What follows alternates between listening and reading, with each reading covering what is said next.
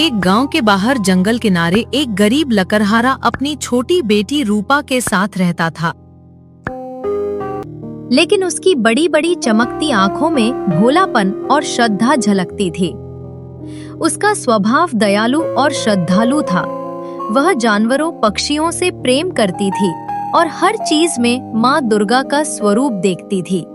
रूपा गरीबी में रहते हुए भी संतोषी और आत्मविश्वासी थी और उसे यह गहरी समझ थी कि पूजा का अर्थ भव्य सजावट नहीं बल्कि सच्चा मन और अच्छे कर्म हैं। रूपा उदास थी। उसने अपने पिता से कहा, पिताजी, सब लोग माँ दुर्गा की भव्य पूजा कर रहे हैं, लेकिन हमारे पास तो इतना धन नहीं है। पिता मुस्कुराए और बोले, बेटी, माँ दुर्गा भव्यता से नहीं, सच्चे मन से खुश होती हैं। माँ दुर्गा को महंगे भोग या बड़ी थाली नहीं, बल्कि सच्चे दिल और श्रद्धा से चढ़ाई गई छोटी सी भेंट भी प्रिय होती है।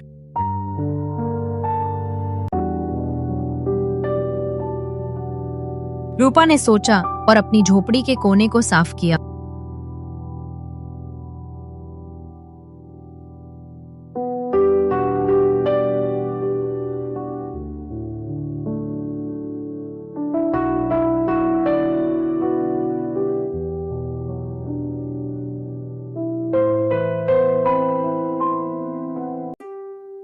फिर जंगल से ताजे फूल तोड़े,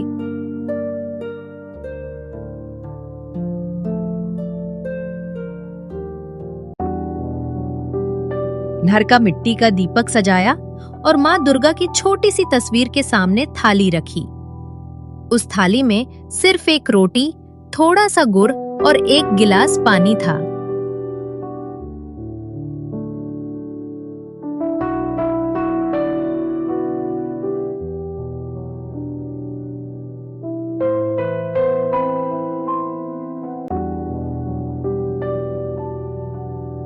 रात को जब पूजा हुई तो अचानक झोपड़ी में सुगंध फैल गई और दीपक की लौ असाधारण चमकने लगी।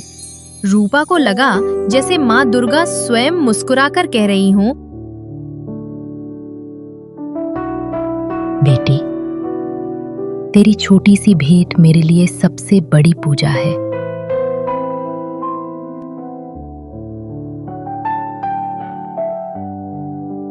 रूपा आश्चर्यचकित थी। माता रानी के इस चमत्कार के बाद रूपा समझ गई कि पूजा का अर्थ भव्य सजावट नहीं बल्कि सच्चा मन और अच्छे कर्म हैं।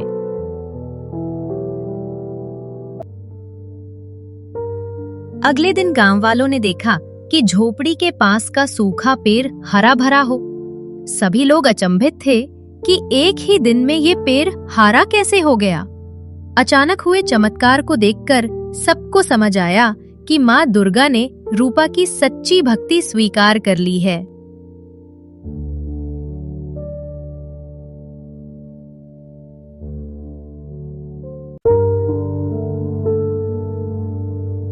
उस दिन के बाद गांव वालों को समझ आ गया कि नवरात्रि का असली अर्थ केवल उत्सव नहीं बल्कि सच्चे दिल से माँ को याद करना है। इसके बाद सभी गांव के लोगों ने एक साथ मिलकर माता रानी की जय जयकार की।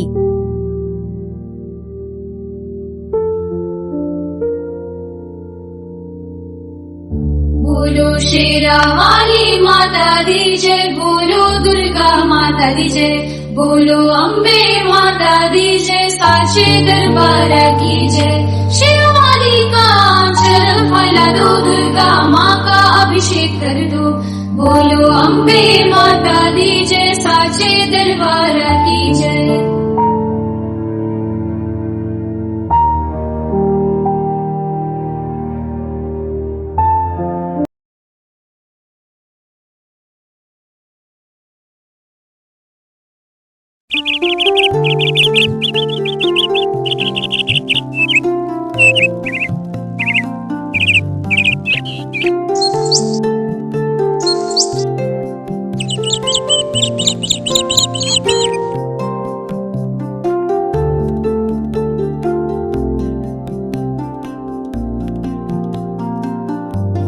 एक गांव में सावित्री दादी रहती थीं।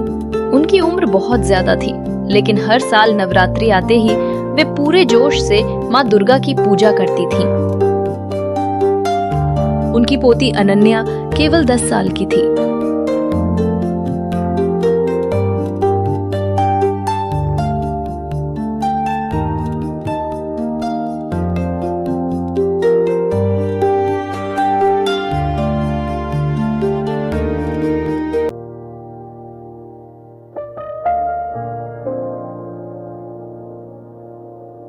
अनन्या को नवरात्रि के बारे में जानने की बहुत इच्छा थी। अनन्या ने दादी से पूछा, दादी, नवरात्रि में हम 9 दिन क्यों पूजा करते हैं?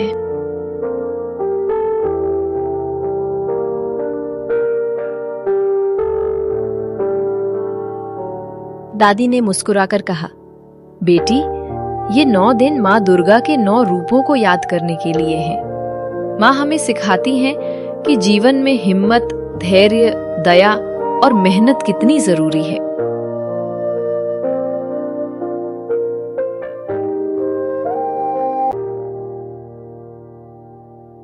फिर दादी ने अनन्या और गांव के बच्चों को हर दिन अलग अलग रूप की कहानी सुनानी शुरू की। पहले दिन माँ शैलपुत्री के बारे में बताया कि जीवन में मजबूती और स्थिरता होनी चाहिए, कठिनाइयों के सामने डगमगाना नहीं चाहिए। दूसरे दिन माँ ब्रह्मचारिणी से सीखा कि धैर्य, संयम और साधना से सफलता मिलती है। जीवन में कठिनाइयां आए तो धैर्य रखना चाहिए। तीसरे दिन माँ चंद्रघंटा ने सिखाया कि बुराई से डरना नहीं चाहिए, साहस और शांति से हर समस्या का सामना करना चाहिए। चौथे दिन माँ कूष्मांडा से सीखा कि सकारात्मक ऊर्जा से जीवन में नई शुरुआत और रचनात्मकता आती है। मुस्कुराहट और सकारात्मक सोच ही सबसे बड़ी शक्ति है। 8वें दिन माँ स्कंद माता से सीखे कि प्रेम, करुणा और सेवा भाव से ही समाज मजबूत बनता है। माँ जैसी ममता हर किसी के लिए होनी चाहिए। छठे दिन माँ कात्यायनी से सीखा कि अन्याय और बुराई के खिलाफ हमेशा खड़ा होना चाहिए। सच्चाई और न्याय के लिए संघर्ष करना ही सच्ची पूजा है। 7वें दिन माँ कालरात्रि से जाना कि डर पर विजय पाना ही असली जीत है। अगर हम निडर हैं, तो जीवन में बड़ी से बड़ी बाधा भी छोटी हो जाती है। 8वें दिन माँ महागौरी से सीखा कि सादगी, पवित्रता और ईमानदारी से जीवन सुंदर बनता है। मन और कर्म की शुद्धता सबसे बड़ा आभूषण है। 9वें दिन माँ सिद्धिदात्री से सीख की ज्ञान, विवेक और विनम्रता से ही जीवन सफल होता है। जब हम दूसरों की भलाई सोचते हैं, तभी हमें असली सफलता मिलती है। ऐसे ही 9 दिनों तक बच्चे रोज दादी की बातें सुनते और उन्हें अपने जीवन में अपनाने की कोशिश करते।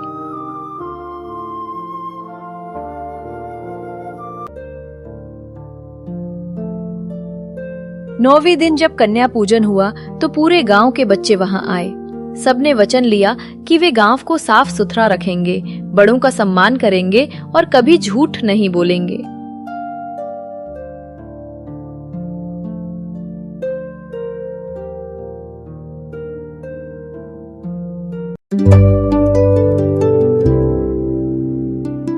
गांव वालों को ये देखकर बहुत खुशी हुई कि नवरात्रि की पूजा केवल पूजा तक सीमित नहीं रही, बल्कि नई पीढ़ी तक अच्छे संस्कार पहुंचाने का माध्यम बन गई।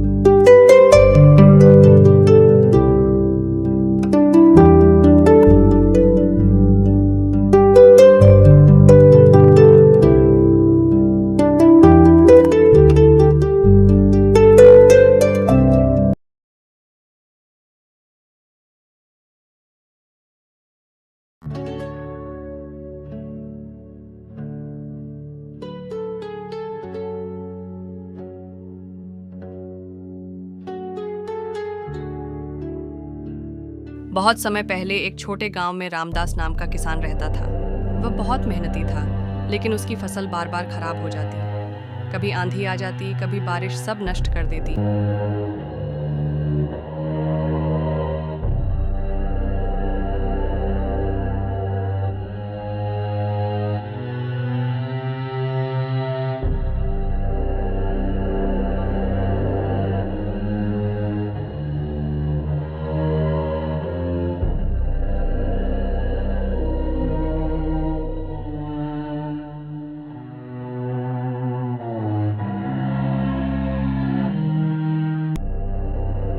घर में खाने तक की कमी हो गई।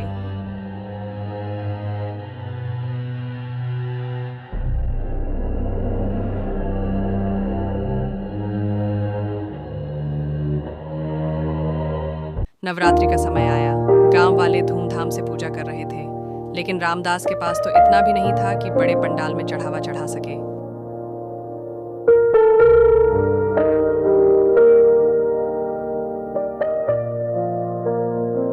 वह उदास होकर अपने खेत में बैठा और बोला, माँ दुर्गा, मैं गरीब हूँ, आपके लिए बड़े मंदिर में भोग नहीं लगा सकता, लेकिन मेरा दिल साफ है। अगर आप मेरी सुने तो यही मेरा सौभाग्य होगा। उसने अपने खेत से कुछ अनाज के दाने और घर से एक मिट्टी का दीपक लाकर खेत के कोने में माँ दुर्गा की छोटी प्रतिमा बनाई। उसने वही दाने और दीपक अर्पित कर दिए।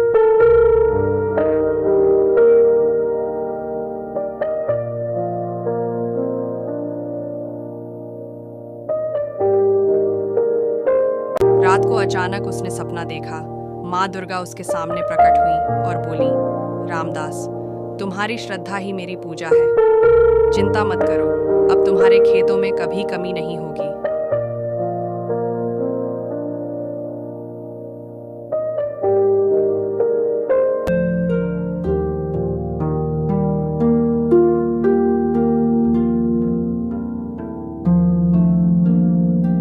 सुबह जब रामदास उठा तो उसने देखा कि खेतों में हरियाली फैल गई है, फसल लहलहा रही है। वह खुशी से झूम उठा।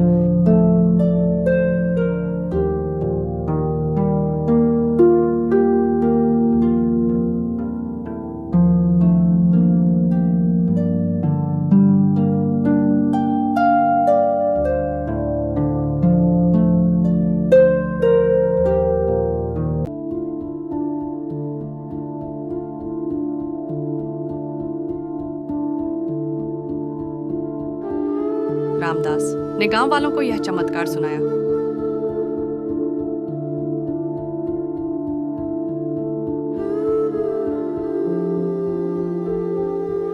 गांव के लोग समझ गए कि नवरात्रि में माँ दुर्गा केवल बड़े भोग और दिखावे से प्रसन्न नहीं होती, बल्कि सच्चे मन और निष्ठा से की गई पूजा ही सबसे श्रेष्ठ है।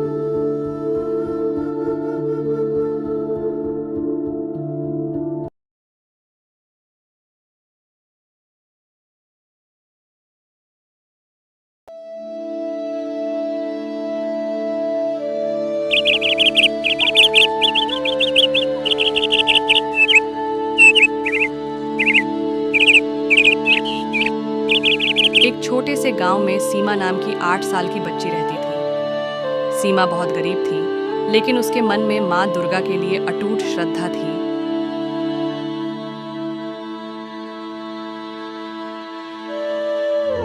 नवरात्रि आने वाली थी और पूरे गांव में पूजा की तैयारी हो रही थी।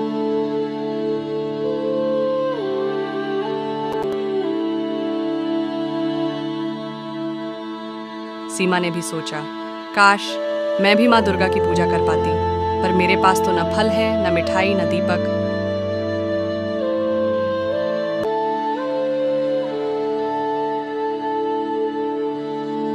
फिर भी वह हर सुबह नदी से ताजा जल लाती और जंगल से मिले फूल तोड़कर लाती।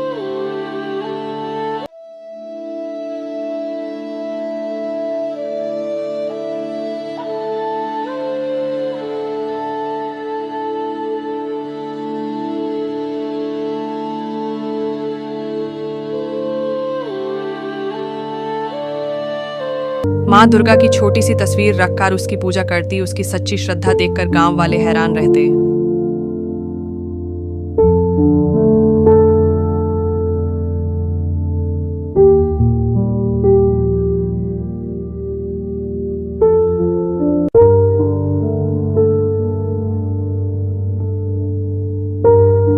नवरात्रि के 8वें दिन जब गांव के मंदिर में कन्या पूजन होना था तो पुजारी ने सीमा को बुलाया।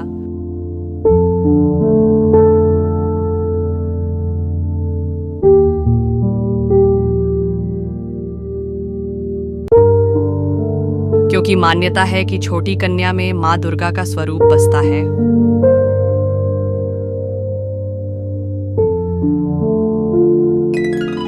जैसे ही सीमा ने मंदिर में प्रवेश किया, अचानक मंदिर में दीपक अपने आप तेजी से जल उठे और वातावरण में सुगंध फैल गई। सीमा चकित थी, पर उसे बहुत खुशी हुई।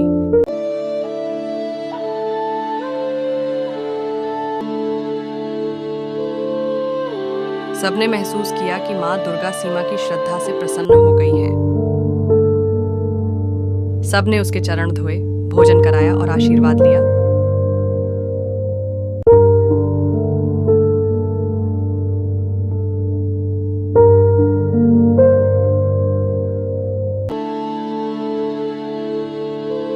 उस दिन से गांव के लोग समझ गए कि नवरात्रि का असली अर्थ सिर्फ बड़े आयोजन नहीं, बल्कि सच्चे मन से मां की भक्ति करना है।